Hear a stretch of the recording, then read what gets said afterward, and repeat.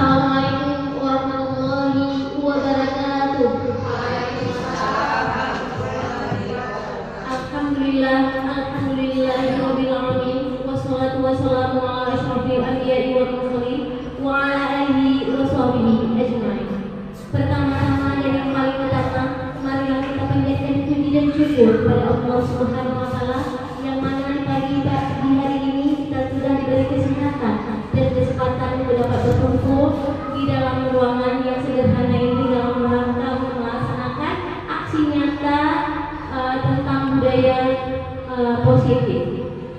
Nah, tak lupa pula salam beriring salam marilah kita sanjungkan kepribadian Nabi Muhammad SAW yang telah membawa kita dari alam kebodohan dan kejijian ke alam yang penuh dengan ilmu pengetahuan yang serba canggih seperti yang kita rasakan saat ini. Yang saya hormati Bapak Ibu Kepala Sekolah SDI seperti di Belon, yang saya hormati Ibu Bapak yang sudah berhadir di dalam kelas ini. Ya, pada hari ini untuk menghemat waktu, malah kita dengarkan kata-kata sambutan dari Kepala SDN seperti di Belon oleh Ibu Elis Mati kepada Ibu Elis Mati kita semua. Terima kasih atas kesempatannya. Assalamualaikum warahmatullahi wabarakatuh.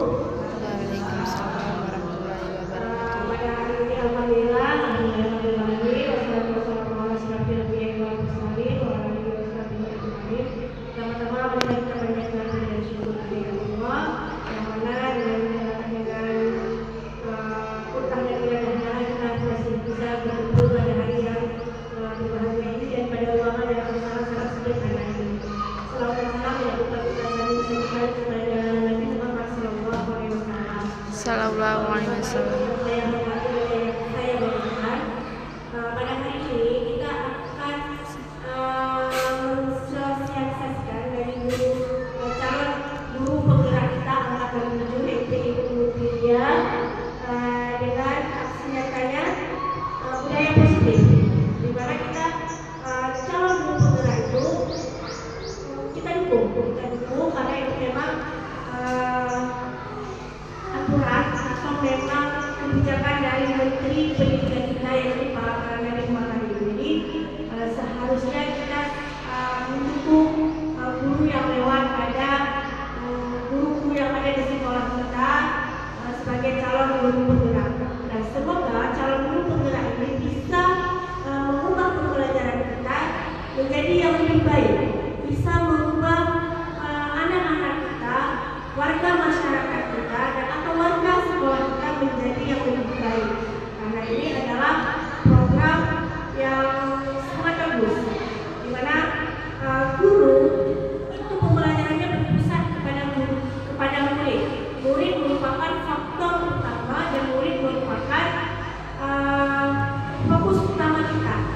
Murid bisa belajar dengan merdeka, bakat minat mereka itu bisa mereka salurkan. Kita hanya sebagai motivasi mereka, sebagai pendorong mereka dan sebagai fasilitator mereka. Jadi pada kurikulum merdeka ini tumpuan yang paling utamanya itu adalah pada murid. Oleh karena itu, karena kita baru dari IKN merdeka itu, dan alhamdulillah di kemudian kita ada di sekolah kita sebagai calon guru penggerak akan memberikan bagaimana IKN itu bagaimana positif budaya positif itu terhadap di sekolah kita, apa mereka disiplinkannya melalui motivasi manusianya, perubahan pada pelajarannya, dan terutama kita misalnya pembelajaran kita yang monoton adalah kreasi pembelajaran yang lebih bersemangat dan lebih inovatif, kolaborasi. Nah, oleh karena itu, Ibu sebagai kepala sekolah SDN Negeri Belon sangat mendukung program ini, dan mari kita sama-sama mendukung guru kita yang sudah lewat calon guru penggerak sudah angkatan 7. Terima kasih.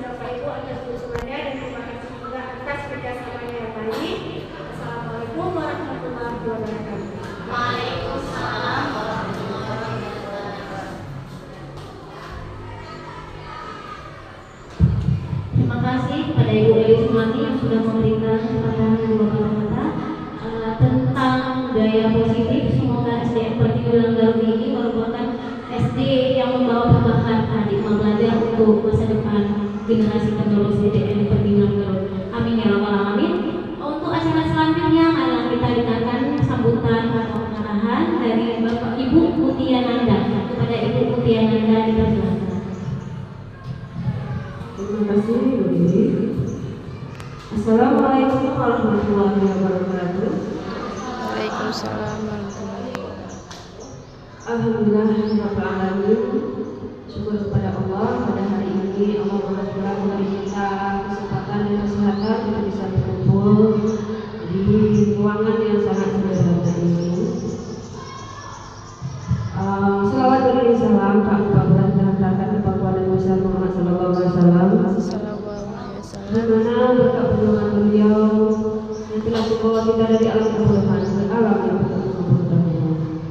Rabbi shrah li sadri wa yassir li amri wahlul 'uqdatam min lisani yafqahu qawli. Sebelum kita mulai acara destinasi budaya positif guru bergerak angkatan 7 Aceh Besar, saya sebagai guru penggerak angkatan 7 Aceh Besar hari ini akan melakukan budaya aksi nyata modul destinasi modul 1.4 budaya positif. Nah, terima kasih sebelumnya saya ucapkan kepada ibu-ibu yang jadi kiranya meluangkan waktu untuk bersama saya di sini guna melakukan destinasi modul 4 budaya positif. Nah, Bapak Ibu, kita sebagai guru tentunya mempunyai peran-peran yang tentunya kita sudah miliki dan sudah kita laksanakan. Di antara peran kita adalah kita sebagai pemimpin pembelajaran. Pemimpin pembelajaran itu adalah di mana kita yang mengatur, kita yang mengkondisikan keadaan siswa kita, keadaan kelas kita.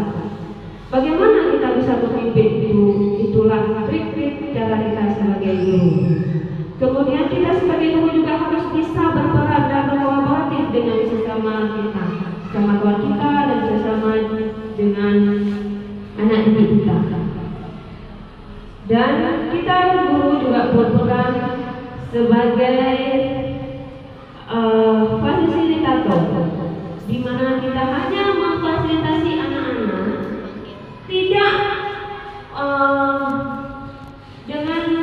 dengan kita memberikan segala sesuatu serta-merta kepada anak, tapi kita usahakan anak-anak itu menemukan sendiri apa yang pembelajaran dia pada hari ini. Nah, kemudian juga kita sebagai guru berperan aktif dan kreatif dalam menciptakan pembelajaran sehingga anak-anak menikmati dan menjadikan pelajaran itu yang sangat pembelajaran yang sangat bermakna dan menyenangkan. Nah, di antaranya pada hari ini Bapak Ibu ya, saya punya foto.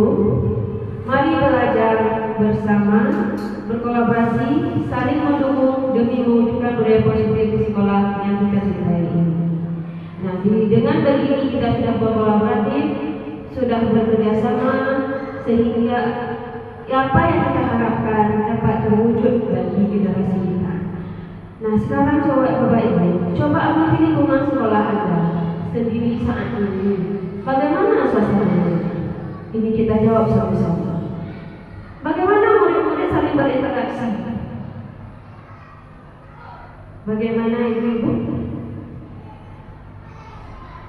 Coba ibu bisa ibu jelaskan bagaimana keadaan murid kita sekarang pada saat mereka berinteraksi. Nah, coba Bu yang ada di sekolah kita. Coba amati lingkungan sekolah Anda sendiri saat ini. Bagaimana suasananya? Bagaimana murid saling berinteraksi? Bagaimana guru saling bertegur sapa? Bagaimana guru menyapa murid? Bagaimana guru menyelesaikan suatu perkara atau konflik antar murid? Maksudnya dikala kita murid saling bertemu dan berinteraksi, apakah itu sudah merupakan sesuatu yang baik? Kelakuannya sudah baik? Saling bertegur sapa sama teman, Iya. Dengan cara yang bagus tentunya.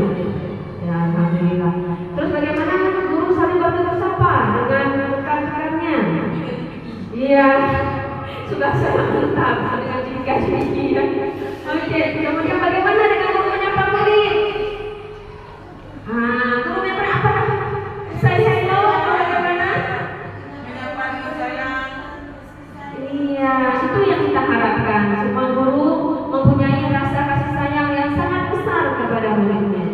Kemudian bagaimana guru menyelesaikan suatu permasalahan atau konflik antar murid? Nah, di sini yang sangat-sangat menjadi permasalahan yang besar sekali. Jika kita menyelesaikannya dengan cara yang salah, maka hasilnya juga akan salah. Jadi bagaimana cara kita menyelesaikannya? Bagaimana Bapak Ibu yang sudah kita lakukan sebelumnya cara kita menyelesaikan permasalahan dengan murid? Melakukan pendekatan, memanggil yang bermasalah. Pada saat memanggil itu, apakah yang kita tanyakan kepada murid tersebut, ataukah kita langsung menjawab pertanyaan, atau ada yang lain hal sebelum kita dalam kita pendekatan? Oke, ya. Sekarang coba kita lihat untuk selanjutnya budaya positif yang ada, bagaimana cara kita menyelesaikan permasalahan dalam konflik. Untuk itulah penting menciptakan hubungan positif agar berbentuk suatu budaya positif sebagai suatu proses perjalanan pendidikan yang harus kita jalani, karena ini merupakan tanggung jawab kita sebagai pendidik, seorang pemimpin pembelajar. Nah, ini ada pertanyaan Bapak Ibu. Bapak Ibu tinggal menjawab setuju atau tidak. Hukuman dapat mendisiplinkan anak-anak. Setuju Bapak Ibu? Setuju. Pemberian hukuman dengan hal positif seperti membaca atau membersihkan halaman sekolah dapat meningkatkan disiplin anak. Setuju atau tidak? Setuju. 3. Memberikan penghargaan dapat meningkatkan memotivasi belajar anak. Setuju? Setuju. Ya, kita lihat selanjutnya. Nah, kami telah belajar suatu budaya positif kami diantaranya adalah perubahan paradigma belajar, disiplin positif, motivasi diri manusia, kebutuhan manusia, posisi kontrol resolusi, keyakinan kelas dan segitiga. Itu yang telah kami pelajari pada modul 1.4 ini. Kemudian kami sama-sama kita lihat perubahan paradigma. Ada A dan B. Anda dan teman Anda.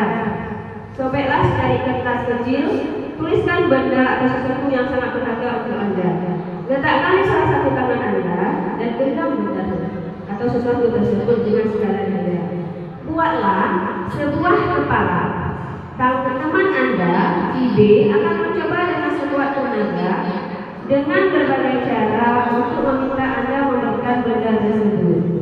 B bisa membujuk, mengancam, menghardik, merayu, menyuap atau apa saja agar dapat membuka kepala tangan. Apa yang terjadi?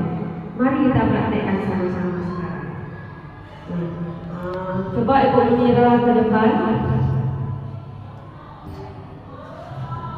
Nah, Bu Munira buat kepala tangan. Ada sesuatu di tangan Bu Munira yang sangat berbahaya untuk Bu Munira. Nah, kemudian apakah itu berbentuk emas? Apakah itu sesuatu rahasia yang tidak mungkin Ibu ceritakan? Atau apa aja yang menurut Ibu itu berharga? Nah, siapa yang mau mencoba membuka tangan Bu Munira dengan segala daya upayanya sehingga Bu Munira mau membuka tangannya? Kita minta kesediaan usul untuk membuka tangan Bu Munira. Boleh juga, iya boleh juga.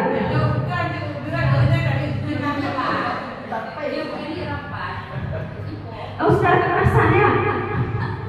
Itu yang tidak boleh. Dirayu. Boleh secara kekerasan dirayu apa yang penting Muniranya buka tangan. Boleh dengan membujuk, mengancam, menghardik, merayu, menyuap, apa saja agar tangannya terbuka. Silakan. Ibu mau pakai strategi apa? Dirayu ya, silakan dirayu. kolebo. Semoga aja mempan ya. Iya, semoga ada mempan. Boleh nggak? Bu, saya mempunyai sesuatu nih. Tapi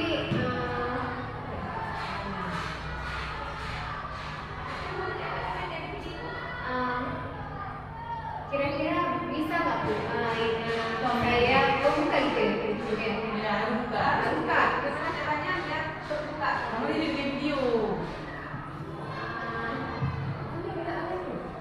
Kira-kira Ibu mau nggak membagikan yang Ibu dengar itu kepada saya? Walaupun saya dengan sesuatu yang lain misalnya, sesuatu lain yang berharga.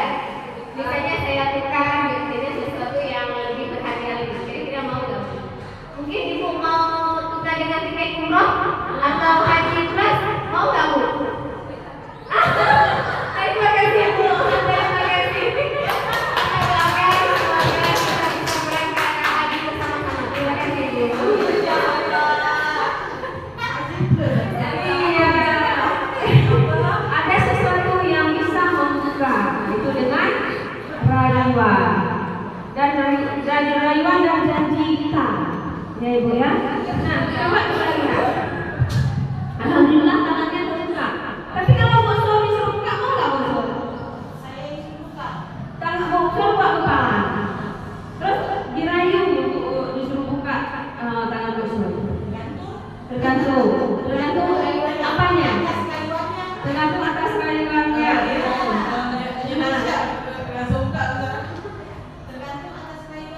Tergantung atas kayuannya. Bagaimana cara orang merayunya itu ya? Oh. Kalau seandainya ada sesuatu di situ? Saya bertanya dulu. Kira-kira ada apa di dalam genggaman saya? Bila jawabannya benar, Ah. saya buka. Bila jawabannya belum benar, ya belum buka. Oh gitu ya. Jadi harus ada pertanyaan dulu. Pertanyaan. Iya, memberi syarat. Iya, ya, bagus Bu Surya. Nah, mari sama-sama kita lihat. Apakah Anda membuka kepala tangan Anda? Mengapa? Apa alasan membuka kepala tangan Anda? Nah, tadi Bu Mira sudah mengepal tangan dan sekarang tapi Bu Mira membukanya. Nah, alasannya kenapa? Alasannya ibaratnya itu luar biasa, yang sangat menggiurkan. Mungkin kalau kita sendiri nggak sanggup untuk berangkat ke sana, dengan adanya itu udah alhamdulillah kita berangkat. Amin. Nah, padahal itu belum pasti kan? Tapi kemudian terlayu dengan Ibu Liza ya. Iya, itu adalah rayuan yang sangat luar biasa dari Ibu Liza ya. Benar? Kemudian, apakah Anda menutup kepala tangan Anda? Mengapa? Alasan apa? Anda menutup kepala tangan Anda. Nah, ternyata terbuka saja. Mungkin kalau ada orang yang menutup, bisa jadi tangan apa namanya?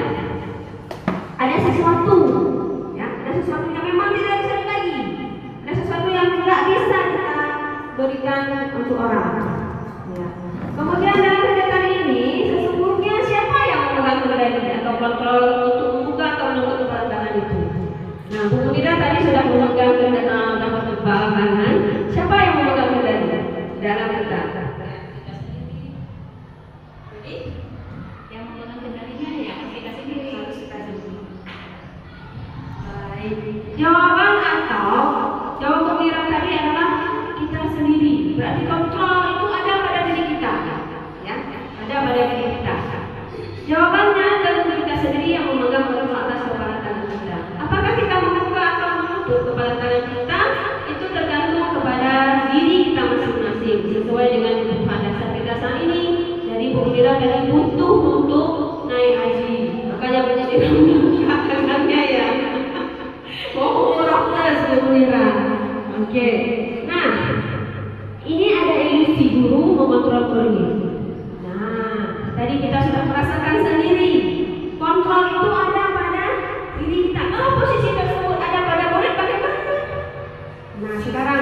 kita bahas. Ilusi guru mengontrol murid.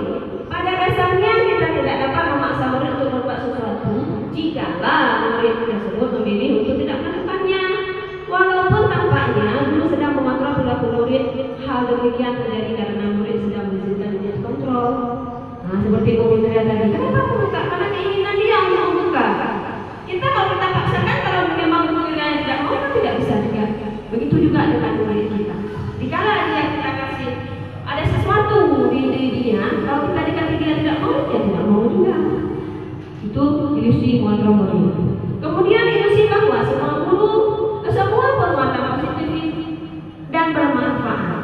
Penguatan positif atau bujukan adalah bentuk-bentuk kontrol. Nah, seperti tadi, bujukan yang diberikan tadi itu adalah suatu bentuk-bentuk kontrol, di mana segala usaha untuk mempengaruhi murid agar mengulangi suatu perilaku tertentu adalah suatu usaha untuk mengontrol murid tersebut. Silakan Ibu. Dalam jangka waktu tertentu, kemungkinan murid tersebut akan menyadarinya dan mencoba untuk menolak bujukan kita. Atau bisa jadi murid tersebut menjadi bergantung pada pendapat sang guru untuk berusaha. Ada kalanya kita, Bu, ini di sini ya Bu, padahal kita sudah menjelaskan halaman sekian. Dijelaskan dikerjakan ya, tapi dia tetap maju ke depan. Sebelum ada kepastian dari gurunya, dia tidak akan melaksanakan tugas tersebut. Nah, dari situlah dia tergantung kepada kita guru. Kemudian ilusi bahwa kritik dan membuat orang merasa bersalah dan merupakan karakter. Nah, ini di posisi kritik dan rasa bersalah untuk mengontrol murid menjadi kualitas gagal. Kalau kita mengkritik murid, itu akan membuat identitas murid kita gagal. Mereka belajar untuk merasa buruk tentang diri mereka. Bisa akan bertanya bilang, "Kami buat apa? Kenapa nggak dikatakan?" Itu namanya mengkritik. Sehingga mental dia akan jatuh kepada kawan-kawannya. Itulah bukan didengarkan. Nah, dikritik lagi sama kawannya. Itu cara kita untuk bagaimana menyadari bahwasanya kontrol utama anak-anak itu tergantung sama dia. Posisi kontrolnya ada masanya anak-anak itu tergantung pada gurunya. Kemudian ilusi bahwa orang dewasa memiliki hak untuk memaksa. Banyak orang dewasa yang percaya mereka memiliki tanggung jawab untuk membuat murid-murid berbuat hal-hal tertentu. Orang dewasa akan menyadari bahwa perilaku memaksa tidak akan efektif untuk jangka waktu panjang dan sebuah hubungan permusuhan akan terbentuk. Nah, di posisi ini mungkin ini banyak yang kita lakukan dan sering kita lakukan. Di mana kala anak-anak tidak bisa ataupun tidak melakukan sesuatu yang telah kita perintahkan, kita memberinya hukuman tanpa menanyakan sebab akibat kenapa dia tidak melakukan itu. Itu juga sangat fatal bagi anak-anak. Ya, baik ya. Nah, kita lanjutkan. Nah, di sini ada stimulus respon dan teori kontrol. Realitas kebutuhan kita sama, itu stimulus responnya. Sedangkan realitas kebutuhan kita berbeda. Di teori kontrol itu realitas kebutuhan kita berbeda. Sedangkan di stimulus respon, di pemikiran kita sama-sama sama. Padahal pada teori kontrol menyatakan realitas kebutuhan kita berbeda. Semua orang melihat yang sama. Setiap orang memiliki peran berbeda, ya, gambaran yang berbeda. Kita mencoba mengubah agar berpandangan sama dengan kita. Pada teori kontrol mengatakan kita berusaha memahami pandangan orang lain tentang dunia. Di sini akalnya kita melihat anak-anak itu, kalau menurut stimulus respon dia harus ikut apa kata kita. Duduk nak ya, jangan ribut. Tapi di dalam kita belajar di teori kontrol, anak-anak berhak untuk berinteraksi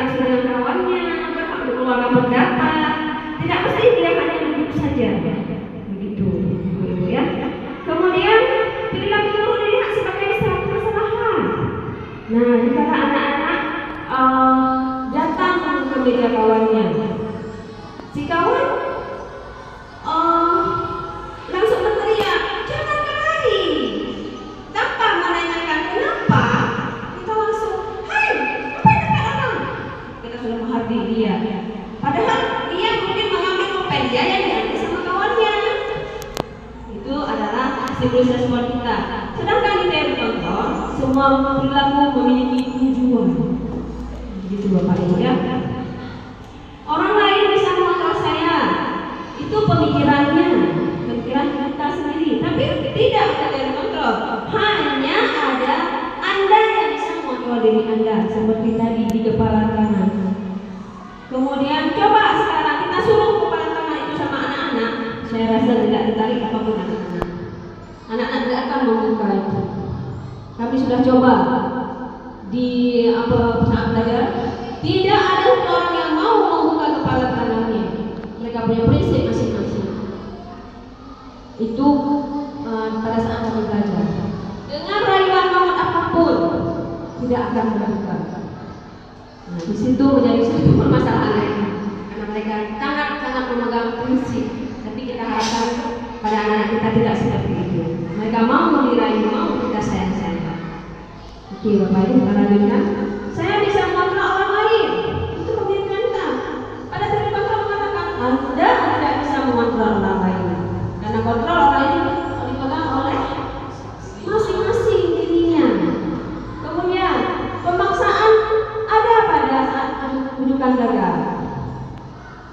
Kalau pada saat kita bujuk gagal, kita maksa dia. Apapun, tidak betul ya. Kalau kamu nggak kasih, kan begitu. Tetapi pada teori kontrol mengatakan kolaborasi dan konsensus menciptakan pilihan baru. Kita berikan dia pilihan. Seperti tadi memberikan. Bagaimana kalau saya kasih tiket umroh? Atau bagaimana kalau saya kasih uang yang banyak? Kan dia ada dua pilihan.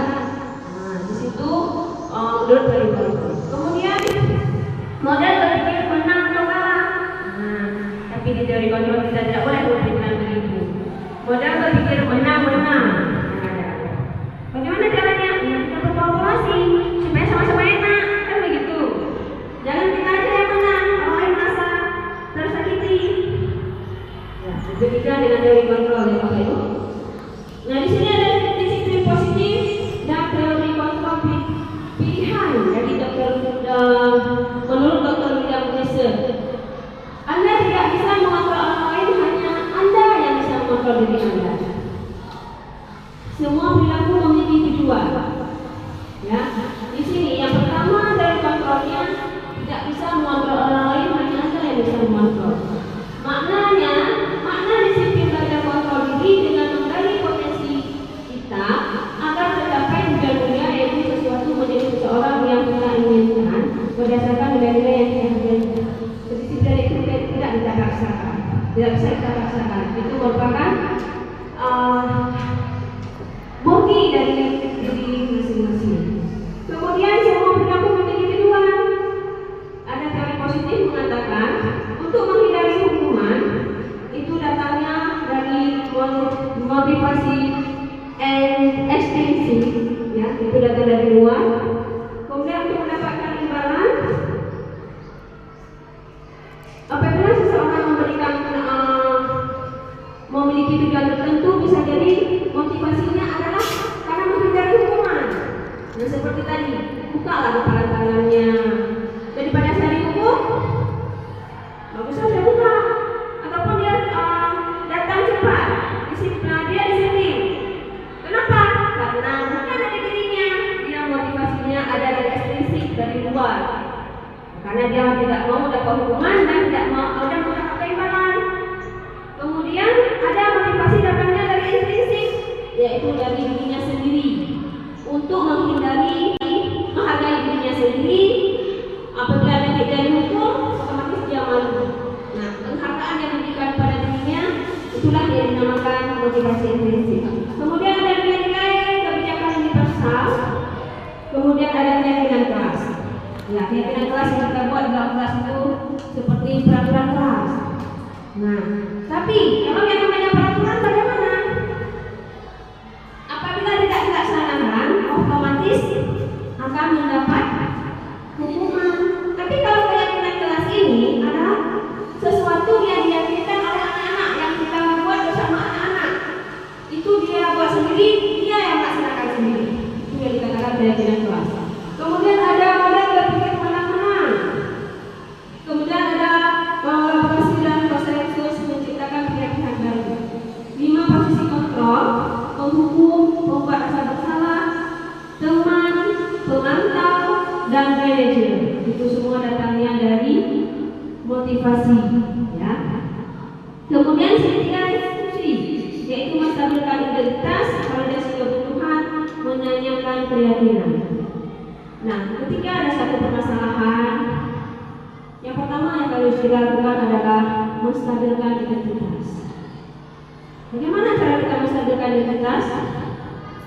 Di saat anak sedang gaduh-gaduhnya, apakah kita langsung bilang, kalian ini bisanya berantem saja? Ada nggak nangis-nangisnya? Jadi bagaimana kita menstabilkan identitas itu? Bagaimana Bapak Ibu yang telah kita lakukan? Yang mestinya di sini kita harus mendudukkan mereka berdua dulu. Jangan tanyakan siapa salah. Dan siapa dia yang dulu berantem? Jangan begitu. Tapi bagaimana kita menstabilkan identitas dulu? Mereka siapa nak? Gurunya siapa? Wakil kelasnya siapa? Tinggalnya di mana? Dia lupa kan dengan permasalahan tadi, emosinya meredup kan? Tidak naik-naik terus. Di saat kita sudah menstabilkan dia. Nah, kemudian ketika di posisi ini, posisi 5 posisi kontrol ini, kita berada di mana Bapak Ibu? Kita sadari, apakah saya penghukum? Apakah kita saya pembuat rasa bersalah? Apakah saya teman bagi anak-anak? Atau kita hanya pemantau? Ataupun kita menjadi manajer di situ? Nah, kalau untuk penghukum itu kita yang selalu memberi hukuman. Datang terlambat tanpa menanyakan, silakan pergi sampah, kamu datang terlambat hari ini. Nah, kalau dibawa rasa bersalah, sudah terlambat ngomong lagi. Bersalah nggak anaknya? Kemudian ada teman, kita menjadi teman bagi anak-anak. Bagaimana cara kita berteman sama anak-anak? Bapak, ibu-ibu, bagaimana cara kita berteman dengan anak-anak? Ya, kita ajak ngobrol dia dulu. Nah, kita ajak dia bercanda-bercanda sehingga anak-anak itu menjadi teman dengan kita. Kemudian menjadi pemantau. Apakah kita langsung begitu ada informasi dari misalnya kawannya atau guru lain, langsung kita ambil kesimpulan? Tidak, kita harus lihat dulu seberapa lama dia sudah berbuat seperti itu. Kita pantau dulu. Jangan begitu dapat informasi langsung kita serang anak-anak. Langsung kita kasih hukuman. Nah, kemudian ada manajer. Manajer itu bagaimana? Kita yang memanage, kita yang mengatur situasi, kondisi pada diri anak. Nah, kemudian realitas kebutuhan kita berbeda. Kita berusaha memahami pandangan orang lain tentang dunia. Setiap orang memiliki gambaran yang berbeda. 5 kebutuhan dasar manusia yaitu bertahan hidup, penguasaan, kasih sayang dan rasa diterima, kesenangan dan kebebasan. Oke, kemudian kita lanjut. Sebelum saya lanjut, ada yang mau ditanyakan kepada ibu-ibu? Nah, di sini bisa lihat disiplin positif. Apa arti disiplin positif? Menurut Bapak Ibu, menurut ibu-ibu? Tak ada Bapak ya? Iya, patuh.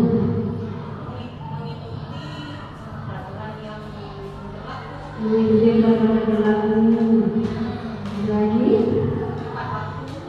Ya, tepat waktu. Oke, kita lihat sekarang. Nah, dalam budaya kita, makna kata disiplin yaitu sesuatu yang dilakukan seseorang pada orang lain untuk mendapatkan kepatuhan. Kita cenderung menghubungkan kata disiplin dengan ketidaknyamanan. Ya, Bapak Ibu ya. Kalau tidak disiplin kita tidak nyaman. Begitu ya. Nah, sekarang sebagai pendidik, tujuan kita adalah menciptakan murid yang merdeka. Cara utamanya adalah disiplin diri, sehingga mereka berperilaku sesuai dengan nilai-nilai kebijakan dan memiliki motivasi intrinsik. Disiplin positif merupakan salah satu cara penerapan disiplin yang bertujuan untuk menumbuhkan kesadaran serta memberdayakan anak untuk melakukan sesuatu tanpa sogokan, ancaman maupun hukuman. Nah, itu adalah disiplin positif. Anak-anak ikhlas dalam berbuat, tidak mengharap imbalan tanpa disuruh. Itu adalah disiplin positif. Adakah di sekolah kita sudah melaksanakan disiplin positif? Ada sebagian. Seperti kita pagi salam dengan anak-anak. Anak-anak datang ke sekolah melihat kita ditarik tangan kita atau kita yang dilurkan tangan? Ada kalau kita, iya, berarti yang menarik tangan kita dia sudah memiliki disiplin positif. Nah, selanjutnya, Bapak Pendidikan Ki Hajar Dewantara menyatakan bahwa di mana ada kemerdekaan, disitulah harus ada disiplin yang kuat. Disiplin bersifat self-disiplin, yaitu kita sendiri yang mewajibkan kita dengan sekeras-kerasnya, tetapi itu sama saja. Sebab jika kita tidak cakap melakukan self-disiplin, wajiblah penguasaan lain yang mendisiplinkan kita.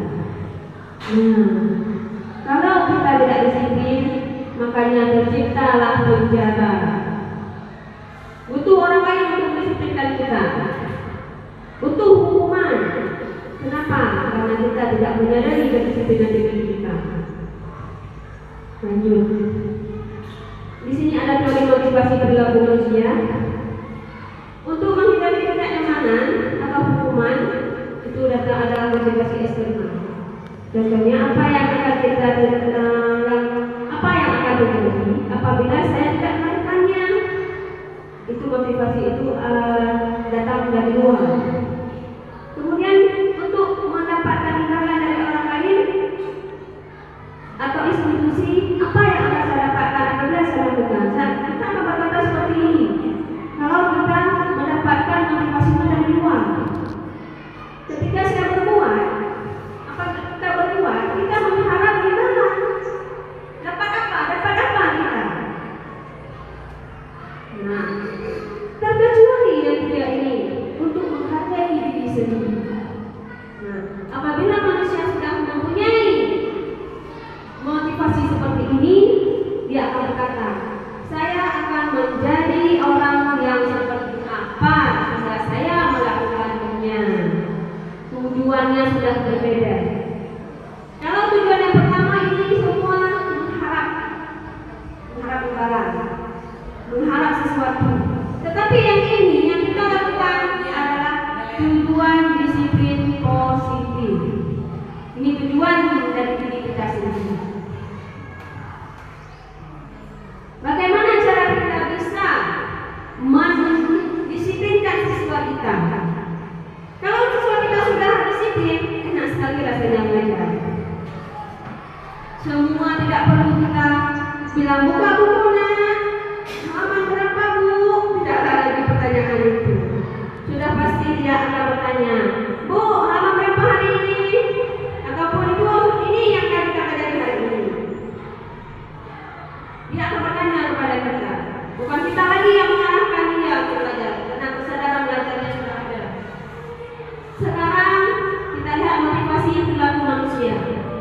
Motivasi merupakan dorongan yang timbul pada diri seseorang secara sadar atau tidak sadar untuk melakukan suatu tindakan dengan tujuan tertentu. 1. Menghindari ketidaknyamanan dan hukuman.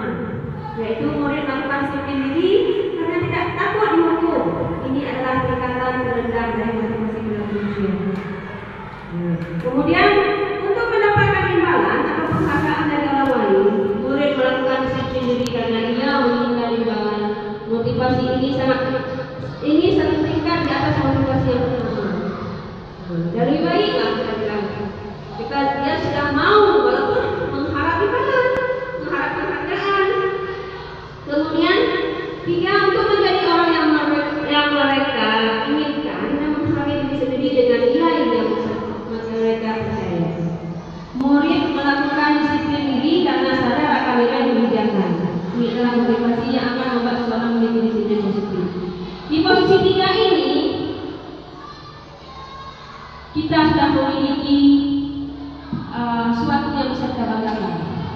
Kita sudah berhasil menjadi guru apabila ada anak didik kita yang sudah memiliki disiplin positif. Kita patut bangga pada diri kita apabila kita sudah mempunyai murid yang demikian. Kemudian, nah di sini ada kebutuhan dasar manusia, yaitu bertahan hidup, kasih sayang, dan rasa berterima. Di mana manusia itu butuh rasa bertahan hidup, dia butuh bekerja. Tujuannya untuk apa? Bertahan hidup. Kemudian kasih sayang dan rasa berterima. Di kelas kemarin baru kejadian kelas 3. Kenapa anak itu bisa rajo duduk di tangga? Mungkin di rumah dia merasa sayang, dan di kelas dia merasa tidak diterima.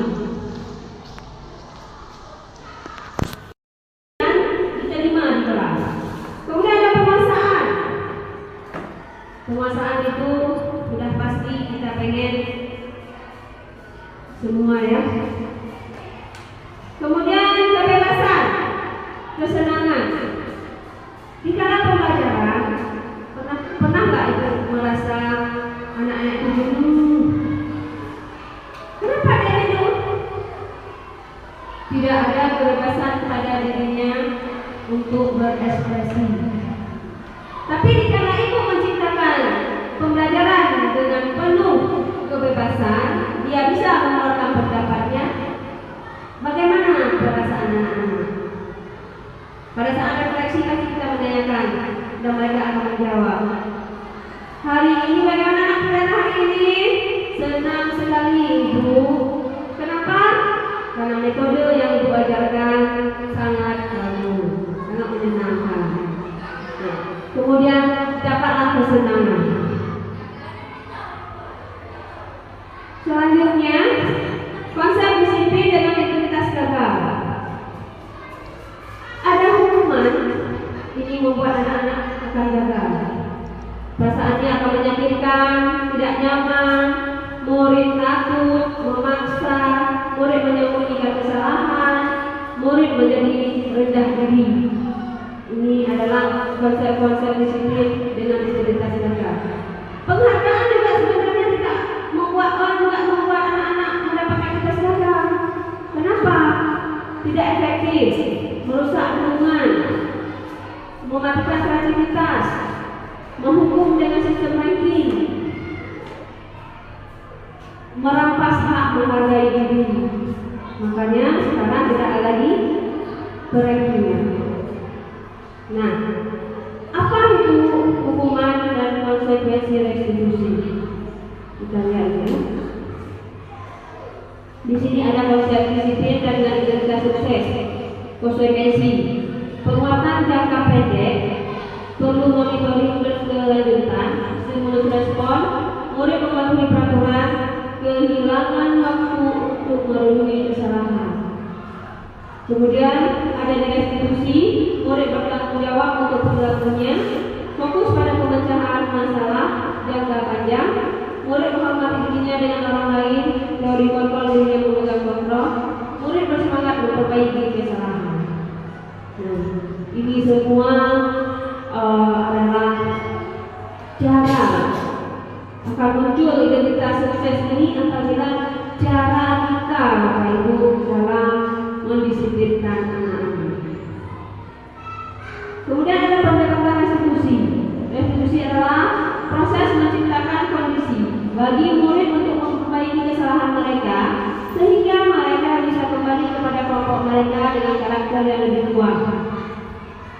Nah, ciri-ciri restitusi yang pertama bukan menebus kesalahan, memperbaiki hubungan, tawaran bukan paksaan, menuntut untuk melihat keadaan diri, mencari kebutuhan dasar yang mendasari tindakan, fokus pada karakter bukan tindakan, menguatkan dan fokus pada solusi.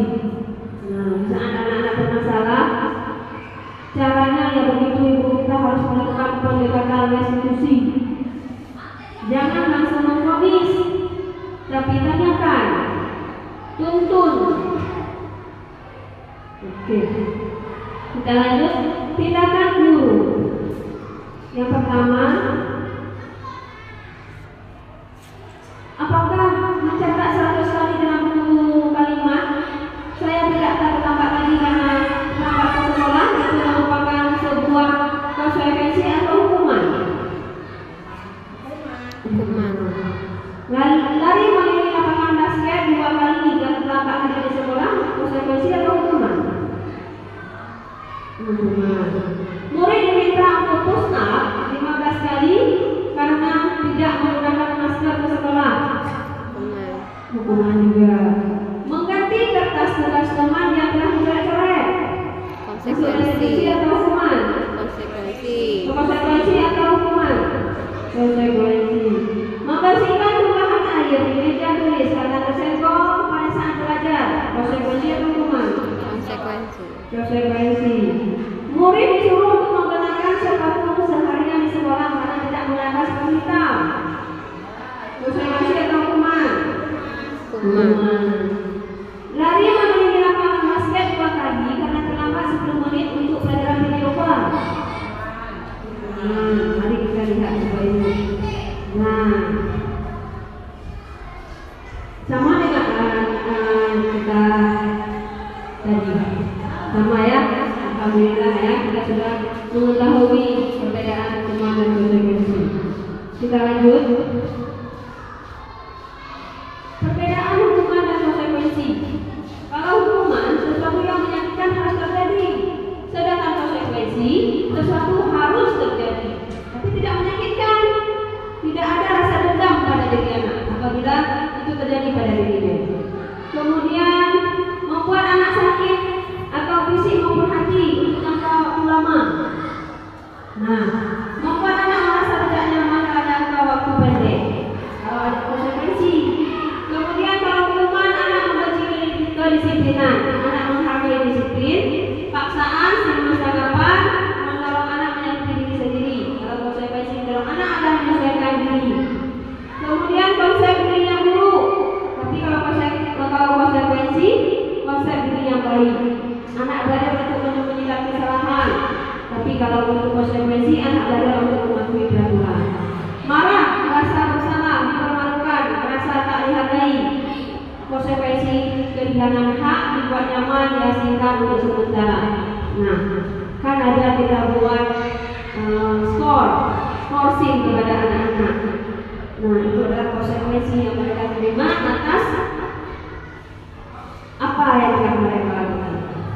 Lebih baik mereka diskorsing daripada mereka dipermalukan, menyakiti hatinya.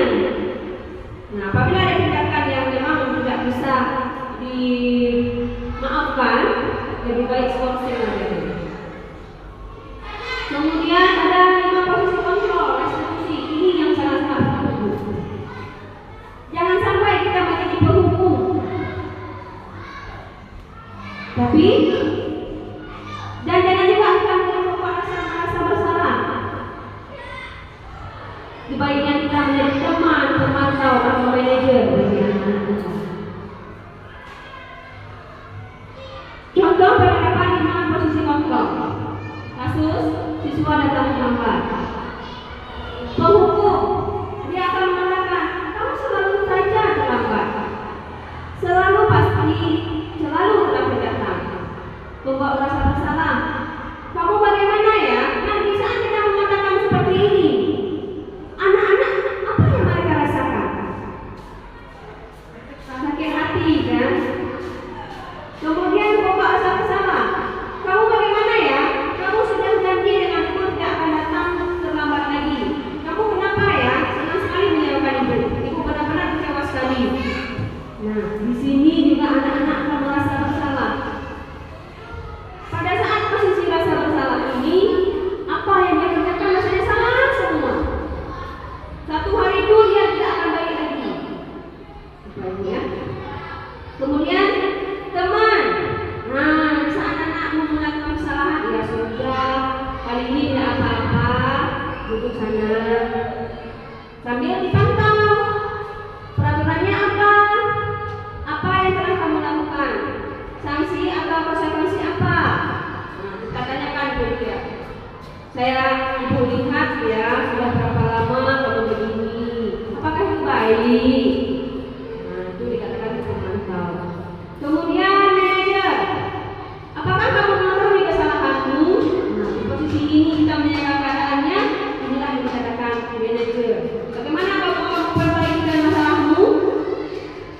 Ini posisi manajer.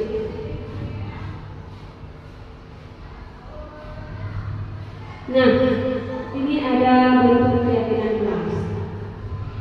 Ya, sebenarnya di mana tadi ada video ketika saya berinteraksi dengan Nabi. Ini saya tayangkan, cuman kita sama-sama sudah tahu karakteristik Nabi. Tidak apa-apa, kita lanjutkan saja. Nah, ini ada bentuk keyakinan kelas. Di antaranya keyakinan kelas lebih bersifat abstrak daripada peraturan yang lebih rinci dan konkret. Keyakinan kelas hendaknya tidak terlalu banyak hingga mudah diingat dan dipahami oleh siswa kelas warga kelas. Semua warga kelas hendaknya berkontribusi dalam pembuatan keyakinan kelas dalam kegiatan surat pendapat. Keyakinan kelas senantiasa dibuat dalam bentuk positif. Keyakinan kelas sesuatu yang dapat diterapkan lingkungan tersebut.